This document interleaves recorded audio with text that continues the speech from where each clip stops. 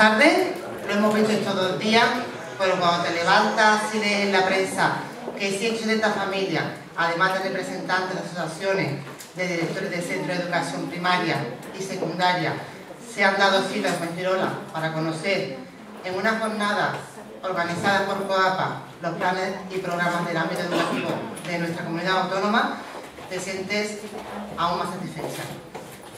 Estamos en Fuengirola, sí. En la playa, sí.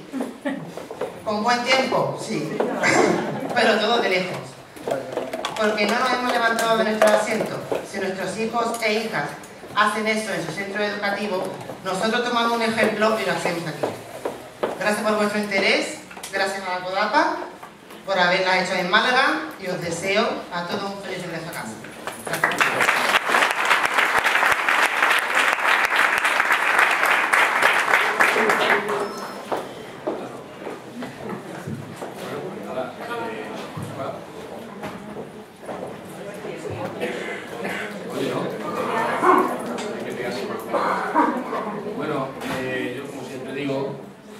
No hemos venido a quedarnos lo que hemos aprendido, y tal como hemos visto en el vídeo que ha puesto Eva esta mañana, debemos trabajar para que ese efecto multiplicador que tenemos la obligación, los miembros de APAS que hemos estado aquí, miembros de junta directiva, sea de verdad ese efecto multiplicador y llegue a todas las padres y todas las madres de nuestro centro educativo.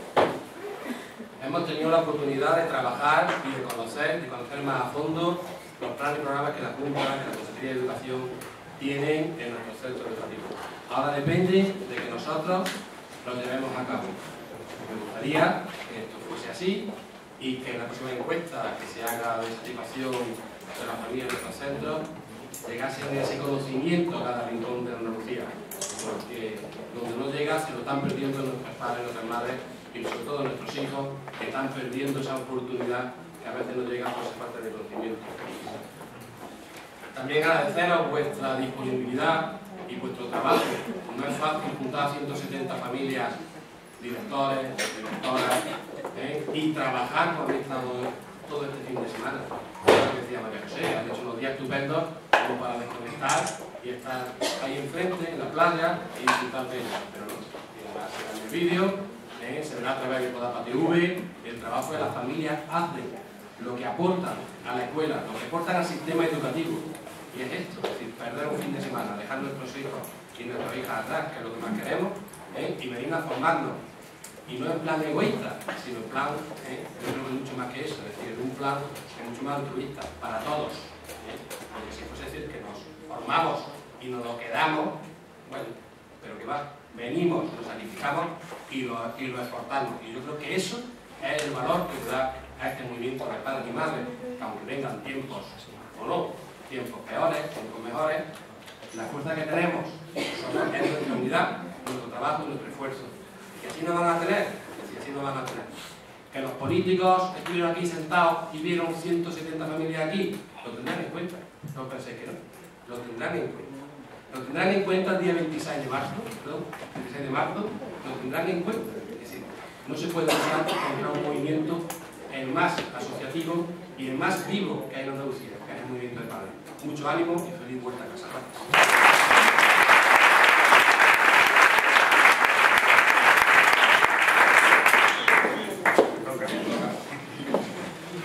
Bueno, pues muchísimas gracias, querido Paco, querida María José, y los demás representantes, por supuestísimo, tanto no solamente de la Federación de Asociaciones de Padres y Madres de Málaga, sino del resto de las provincias, al igual que, efectivamente, como bien decías, Paco, los representantes de los equipos directivos. Aquí estoy viendo pues, numerosos también directores y directoras de centros malagueños. Está también el presidente de la Asociación de Directores Alián, a nivel andaluz y también a nivel provincial de Málaga, a quienes igualmente les dirijo un saludo y, como no puede ser menos, a los verdaderos protagonistas de unas jornadas como las que celebráis, que sois vosotros y vosotras, los padres y madres de nuestro alumnado andaluz. Bien, hoy es un día especialmente señalado. Recordar que es el 11M, el 11 de marzo. recordar que lo que sucedió allí, en Madrid, esa terrible, pues sin razón, en la que tantísimas víctimas inocentes perdieron la vida sin saber realmente el porqué, ¿verdad? En fin, contra esa barbarie, contra esa sinrazón, contra ese sinsentido, creo que la mejor imagen que podemos dar es precisamente esta, la de trabajar por la educación, porque esa sociedad que podrá venir en el futuro sea cada vez mejor, y si lo es, desde luego, es gracias a la magnífica formación y educación que irán recibiendo nuestros hijos, nuestros niños, nuestras niñas en el presente. Por eso, lo que representáis tiene un extraordinario valor, tiene una, importantísima importancia, valga la redundancia. Decía Paco que cualquiera que vea 170 familias, cualquiera que vea a estos profesores también asistentes aquí, lo debe tener en cuenta. No solamente lo debe tener en cuenta, sino que bien sabéis que el Gobierno de Andalucía os tiene muy en cuenta, Por eso, cuando uno lee en la prensa, en los medios de comunicación, declaraciones tan, desde mi punto de vista, humildemente así lo digo, desafortunadas, tampoco oportunas, como por ejemplo, Andalucía no puede servir de ejemplo a nadie en materia educativa. Tomemos el indicador educativo que tomemos, Andalucía siempre está detrás de la mayoría de las comunidades autónomas de España. Y yo me pregunto, desde luego no será por el número de docentes que se han ido incorporando al sistema. Sabéis que en esta legislatura han sido en torno a 7.000 profesores y profesoras nuevos los que se han incorporado al sistema educativo. Sabéis la polémica que hay con las oposiciones actualmente. Sabéis que Andalucía ya ha hecho pública la oferta de empleo público docente de 2.389 nuevas plazas de profesorado de secundaria. Esa crítica vendrá a lo mejor porque se han logrado en Andalucía, a diferencia de otras comunidades autónomas, alcanzar más de 100.000 plazas de educación infantil de 0 a 3 años. ¿Sabéis de dónde partimos en esa oferta de lo que hasta ahora llamábamos las guarderías, que tenían una connotación fundamentalmente de atender al niño, de cambiar el pañal, de que pudiera estar allí unas horas, pero no tenía ese componente educativo que sí tienen las escuelas infantiles? Pues no existían ni apenas 1.600 plazas públicas hace muy pocos años, y hay ahora nada menos que más de 100.000, todas ellas, por supuesto, con la correspondiente bonificación en caso de que corresponda en función de la renta familiar y demás, con lo cual estamos hablando de incluso gratuidades totales que rozan en torno al 80% de los usuarios. Todo eso son logros que se han conseguido en Andalucía. Por eso, el que existan este tipo de críticas, este tipo de comentarios que más que interesantes, que desde mi punto de vista no lo son, son totalmente interesados, con una clarísima connotación política y desde luego en los momentos pues, que son evidentes que estamos viviendo en estos días, pues sinceramente a quienes nos dedicamos a la gestión de la educación, a quienes tenemos que ver con la responsabilidad tanto administrativa como política, nos duele porque no solamente es un insulto al trabajo que venimos desarrollando, sino es un insulto a Andalucía, a los andaluces y en el caso concreto de educación, a todas las personas que tenemos que ver con el hecho educativo. Y entiendo que ahí, lógicamente, estáis vosotros, los padres, las madres, el profesorado e incluso el propio alumnado. Veréis, habéis tratado hoy cuestiones interesantísimas que hace escasamente, pues, ¿qué os digo yo?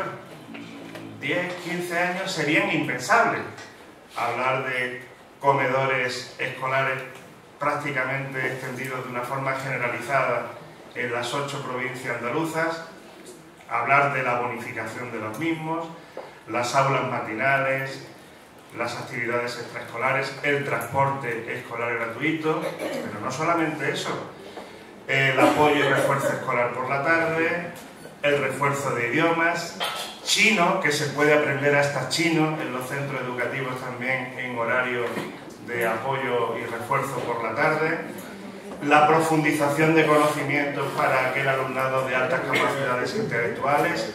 Son cosas que efectivamente se pueden hacer mejor, que tenemos la obligación de hacerlas mejor, que tenéis vosotros vuestro papel indudable e imprescindible de estar permanentemente reivindicando que se haga mejor. Por supuesto que sí, pero son logros, son avances que se han conseguido de los que hace apenas poco tiempo ni siquiera existían, por lo tanto tampoco existía la discusión, porque no existían estos logros, y como muy bien ha dicho Pilar, esos logros no han llovido del cielo, ni de forma de fina lluvia, como decía anteriormente el director, ni siquiera de forma de chaparrón, sino a base de constancia, a base de esfuerzo, a base de compromiso, a base, en definitiva, de trabajo y de presencia permanente, en este caso, de los padres y madres andaluzas. Por tanto, como concluía Pilar, efectivamente que vuestra voz esté siempre, que se os escuche y que esos logros, desde luego, jamás retrocedan, sea quien ostente la responsabilidad de gestionarlos.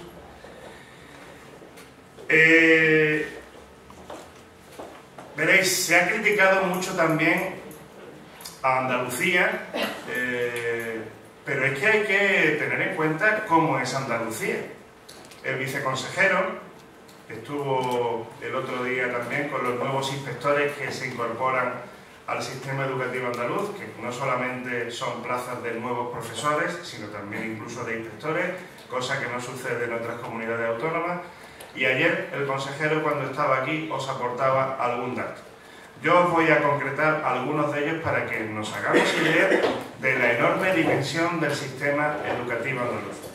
Veréis, de todos los alumnos de nuestro país, un cuarto, nada menos, son alumnos españoles. Perdón, alumnos españoles andaluces. Es decir, de todos los alumnos españoles, un cuarto son alumnos andaluces.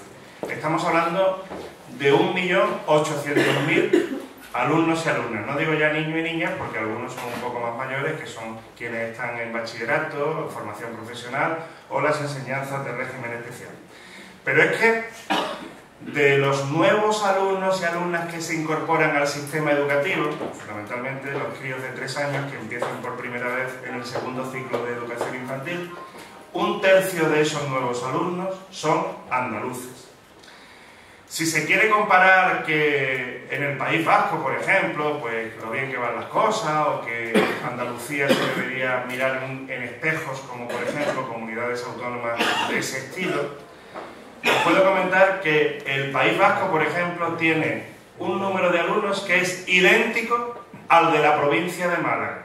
Fijaros lo que os digo. Solamente todo el País Vasco tiene en torno a los 330.000 alumnos, cosas así, que es precisamente el número de alumnos que hay solamente en la provincia de Málaga. Por lo tanto, es absolutamente incomparable, si es que no tiene nada que ver lo que es Andalucía, que es prácticamente un cuarto o más de todo el país, que el resto de las comunidades autónomas. Pero es que, si nos fijamos en la cuestión puramente de gestión, y por eso duelen más todavía las críticas, si mientras en la inmensa mayoría de las comunidades autónomas, y no voy a entrar en detalle, pero ya estáis viendo en televisión, en radio, en prensa, lo que está pasando en Valencia, lo que pasó en principio de curso en la Comunidad de Madrid con el despido masivo de más de 3.000 profesores, lo que está pasando en Castilla-La Mancha, muchísimo profesorado interino que ha dejado de trabajar porque se ha recortado esa opción para poder seguir trabajando, han desaparecido los centros de profesores en algunas de estas comunidades autónomas, etc. Pues bien, ese recorte en el conjunto del Estado español se puede cuantificar en torno a un descenso del 6,3%. En cambio, en Andalucía, la apuesta ha sido, y ahí está publicado el presupuesto de la comunidad autónoma para 2012, el aumento de 2,5 precisamente en educación. La cosa podrá ir peor en obras públicas, la cosa podrá ir peor en otro tipo de políticas, pero en educación la apuesta del gobierno andaluz ha sido incluso el del aumento presupuestario y está cuantificado en el 2,5%. Ahora viene otra segunda polémica añadida, y es que, claro, como el gobierno central todavía no ha hecho público su presupuesto, el presupuesto para nuestro país en 2012, Andalucía ha hecho sus previsiones, pero es que no cuenta, no sabe con qué cuenta de todo lo que debe venir del gobierno central, una de cuyas partidas importantes, por cierto, es la dirigida a la educación infantil de 0 a 3 años a través del denominado programa Educa3, el cual ha permitido que en una enorme cantidad de municipios andaluces hayan sido los propios ayuntamientos quienes hayan identificado la necesidad de poder construir escuelas infantiles, y así lo han hecho con subvenciones de la Junta de Andalucía, lógicamente gestionando ese dinero del gobierno central. Todas esas previsiones las tiene hecha Andalucía, pero hasta que el gobierno central no haga público su presupuesto, y estamos ya en el mes de marzo, como bien sabéis, pues no podrá concretarse nada de lo que está previsto. Bien, y os puedo comentar también que nuestro reto fundamental, y yo creo que aquí se ha evidenciado en estos 2 días de trabajo, en los que han participado pues personas de la Consejería de Educación, distintos jefes de servicio, tanto de los servicios centrales como de la propia delegación provincial, directores, directoras, expertos, personas con mucho conocimiento, en definitiva, en torno al sistema educativo. Yo creo que habéis hecho gala de vuestro lema, que es conocer la escuela pública andaluza, y por tanto creo que se trata, en definitiva, de una oportunidad extraordinaria para intercambiar impresiones, para conocernos mejor, para formar equipo, efectivamente, y este equipo no juega contra nadie.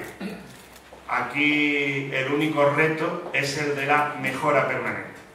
Y esa mejora no es solamente una palabra, hay que cuantificarla, hay que verla, hay que saber evaluarla. Y hay 2 cuestiones clarísimas, que son en las que nos tenemos que fijar. Por una parte, el fracaso escolar, que a mí no me gusta llamarlo así, porque fracaso escolar es ver la botella medio vacía. Vamos a hablar de éxito escolar.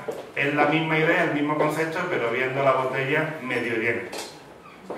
Pues bien, si hablamos de éxito escolar, estaríamos refiriéndonos a todo el alumnado que en edad de escolaridad obligatoria, es decir, de llegar hasta los 16 años, alcanza su título de educación secundaria. La botella medio llena sería ese alumnado que, llegado a los 16 años, no habría alcanzado su título de educación secundaria obligatoria.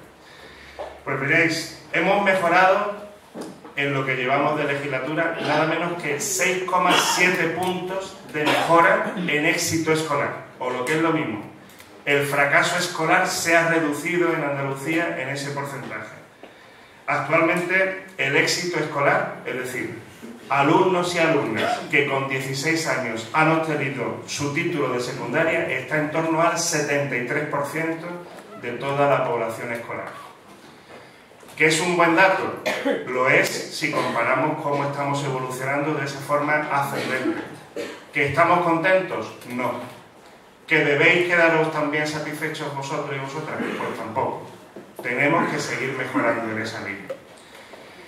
Y el otro gran concepto, el otro gran dato que de alguna forma debe identificar esa mejora por la que luchamos todos en definitiva, es el del abandono escolar temprano. El concepto de abandono escolar temprano viene dirigido a jóvenes que hasta los 24 años tienen oportunidad de seguir formándose, pero no lo hacen, no han seguido estudiando. Unos porque ni siquiera han conseguido el título obligatorio de secundaria obligatoria y por lo tanto no han tenido la oportunidad de seguir estudiando. y otros sencillamente porque abandonan y no continúan en las enseñanzas posobligatorias de bachillerato ni de formación profesional. Pues bien, ahí estábamos casi en el 38% en el inicio de la legislatura y estamos ahora en torno al 34%. Es decir, son cada vez menos los alumnos que no estudian en la oferta de enseñanzas posobligatorias, o lo que es lo mismo, dicho al contrario, son cada vez más el alumnado que sí decide seguir formándose. Hay que decir también que en este sentido la crisis, el hecho de que muchos jóvenes decidían abandonar los estudios y dedicarse, por ejemplo, a la construcción. Vosotros sabéis perfectamente, con unos sueldos bastante suculentos, empleos poco cualificados, de peones de albañil, de algunos a lo mejor pues de ayudantes de albañil, ni siquiera a veces de oficial, pero con sueldos suculentos, pues hacía que el chaval, chico o la chica, en el caso de la construcción sabéis que fundamentalmente jóvenes, ¿no? Me refiero a jóvenes hombres, trabajaban, se compraban el coche, lo tuneaban, le ponían los altavoces más grandes que había en las tiendas, molestaban a diestro y siniestro, también hay que decirlo, por cierto, que ha sido una de las cuestiones que ha desaparecido prácticamente de la circulación como consecuencia de la crisis, lo de los coches boom boom boom que les llamo yo. Pues bien, esos chicos al final se han encontrado actualmente sin trabajo, pero lo que es peor, sin formación. Por lo tanto, para ellos, por cierto, se puso en marcha y está vigente la denominada beca de segunda oportunidad para poder regresar nuevamente al sistema educativo, que supongo conocéis, que son 400 euros mensuales. Y también para aquellos otros que por cuestión económica la familia lo esté pasando mal, se puso en marcha hace 3 años ya la beca 6.000, que son 600 euros mensuales hasta alcanzar los 6.000 euros. Todas esas son cosas que se están haciendo en Andalucía, que se vienen haciendo estos últimos años en Andalucía. Pues bien, dos cuestiones en definitiva que debemos tener muy en cuenta y dos cuestiones en las que tenemos que identificar nuestro objetivo fundamental de la propuesta general de mejora entre todos.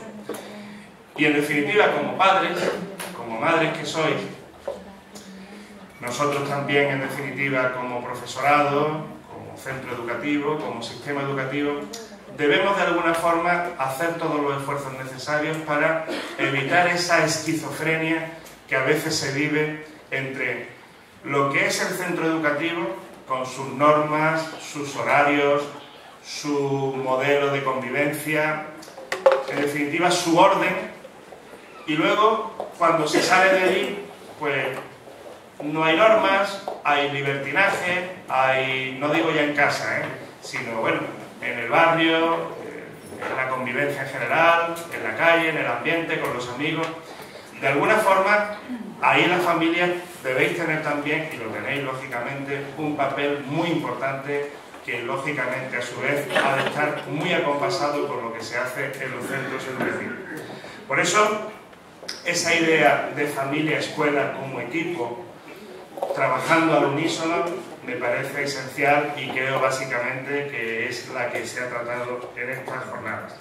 Por tanto, como mensaje final, por supuesto que reiterar el agradecimiento y las valiosísimas aportaciones que hacéis, no solamente en reuniones como esta, sino en vuestro día a día, que nos nutren, nos enriquecen y desde luego muchas veces nos hacen poner los pies en el suelo a aquellos que tenemos responsabilidades públicas. En este caso, pues, me refiero a mi caso particular como responsable de una provincia, de la Consejería de Educación. Seguid así, seguid con vuestra voz, que nadie permita que esa voz se rompa ni se calle. Nosotros os estamos escuchando, os seguiremos escuchando, pero desde luego continuar con esa reivindicación permanente, estar muy cerca de vuestros hijos, recordar que sois los padres, sois las madres, sabéis dónde hay que poner los límites también con ellos. Digo todo esto porque viene hoy un artículo muy interesante del diario El País, precisamente en relación con todo esto, que sería interesante si tenéis oportunidad que lo pudieseis leer, ¿no? Y nada más, que desde luego para nosotros es una cuestión esencial el contar con la opinión y la valoración familiar, pero igualmente con vuestro compromiso y vuestra reivindicación inclusiva. De modo que muchísimas gracias por vuestra atención, enhorabuena por el magnífico trabajo desarrollado en estas jornadas y estamos deseosos de que nos hagáis llegar vuestras conclusiones porque creo que son muy oportunas, como siempre lo han sido. Muchísimas gracias.